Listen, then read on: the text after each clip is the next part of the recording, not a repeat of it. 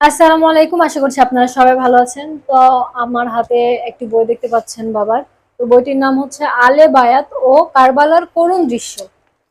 তো এই বইটি থেকে আমি আজকে আপনাদেরকে একটি চ্যাপ্টার পড়ে শোনাবো। তো আপনারা যারা আছেন এই বইটি সংগ্রহ করতে যাচ্ছেন বা বাবার আরো অনেকগুলি বই আছে সংগ্রহ করতে যাচ্ছেন, একটু গবেষণা করতে চাচ্ছেন, অবশ্যই স্ক্রিনে দেওয়া নাম্বারটির সাথে যোগাযোগ করে বইগুলো সংগ্রহ করে নিতে পারেন। তো আজকে আমি বেশি কথা না বলে আপনাদেরকে চ্যাপ্টারটি পড়ে শোনাই।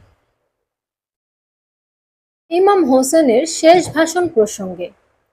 কারবালার মাঠে একে একে যখন সবাই শাহাদত বরণ করেছেন এবং হযরত ইমাম হোসেন যখন কেবল একাই দাঁড়িয়েছিলেন, তখন তার শেষ কয়েকটি কথার কিছু অংশ অনুবাদ করলাম।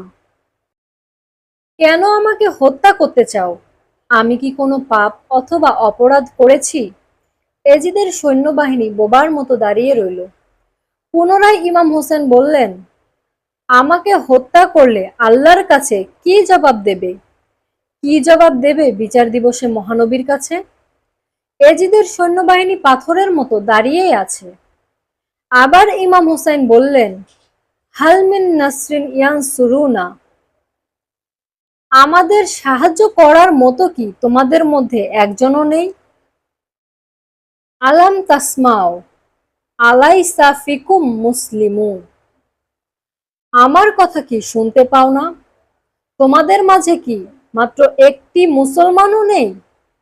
ইমাম হোসাইনের এই শেষ ভাষণটি মাত্র একটি ছোট্ট বাক্য, অথচ সেই বাক্যটি অথচ এর ব্যাখ্যা যদি কাঁচ ভাঙার মতো টুকরো টুকরো করে দেখাতে চাই, তাহলে সেই বাক্যটি হবে খুবই বেদনাদায়ক। তাই বেশি কথা না বলে শেষ বাক্যটির সামান্য ব্যাখ্যা দিয়েই শেষ করতে চাই। খাজা বাবা যেমন বলেছেন, ইমাম হোসেন আসল এবং নকলের ভাগটি পরিষ্কার করে দেখিয়ে গেলেন, সেরকমই অর্থ বহন করেছে ইমাম হোসেনের শেষ ভাষণটিতে। কারণ এজিদের সৈন্যবাহিনীতে একজন হিন্দু, বৌদ্ধ, খ্রিস্টান অথবা অন্য কোনো ধর্মের কেউই ছিল না। সবাই ছিল মুসলমান। অথচ কি সাংঘাতিক এবং ভয়ঙ্কর ভাষণ! তোমাদের মাঝে কি একটি মুসলমানও নেই? এজিদের সৈন্যবাহিনীর মধ্যে না, এজিদের সৈন্যবাহিনীর সবাই মুসলমান। এটা অধম লেখকের কথা নয়, বরং যে কোনো বিজ্ঞ আলেমকে প্রশ্ন করে দেখুন। অথচ ইমাম হোসেন কি তাক লাগানো কথা বলেছেন।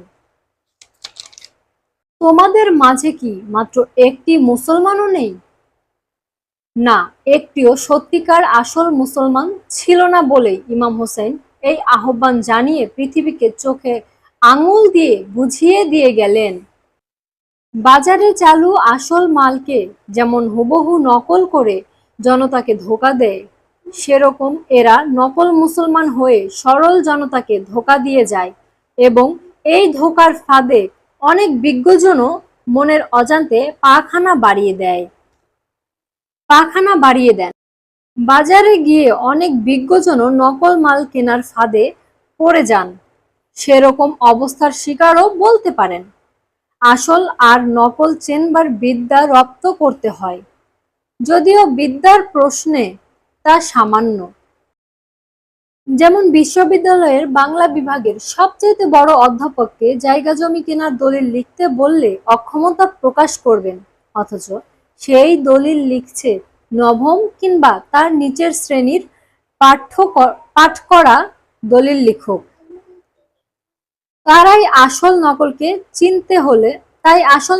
চিনতে হলে একটা বিশেষ জ্ঞানের প্রয়োজন হয় অনেক ক্ষেত্রে, তবে সবার জন্য অবশ্যই নয়।